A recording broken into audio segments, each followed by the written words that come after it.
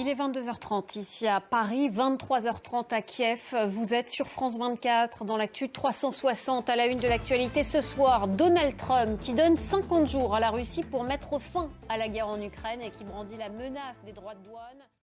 Donald Trump donne donc 50 jours à la Russie pour mettre fin à la guerre en Ukraine. Le président américain s'exprimait après une réunion à Washington avec Mark Rutte, le secrétaire général de l'OTAN.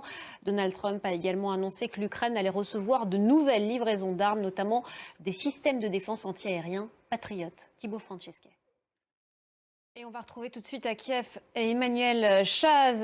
Emmanuel, bonsoir. Comment sont accueillies ces annonces de Donald Trump en Ukraine? On imagine qu'il y a beaucoup de soulagement. Il y a du soulagement, effectivement, puisque ces annonces, elles interviennent après quelques semaines difficiles. Merci beaucoup Emmanuel Chaz en direct de Kiev. Nous sommes à présent avec Anastasia Chapochkina, maître de conférence en géopolitique à Sciences Po, spécialiste des relations Europe-Russie, présidente du think tank Eastern Circles. Anastasia Chapochkina, bonsoir. Merci beaucoup d'être avec nous sur France 24. Ces livraisons d'armes, on vient de le voir, elles sont une bonne nouvelle évidemment pour Kiev.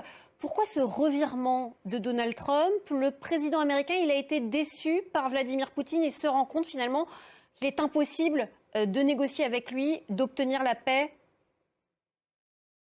Oui, clairement, donc tout ce qui était l'analyse des influences sur Donald Trump des derniers mois se porte vrai. Merci beaucoup Anastasia Chapochkina. Merci d'avoir été notre invitée ce soir sur France 24 pour revenir sur ces annonces de Donald Trump.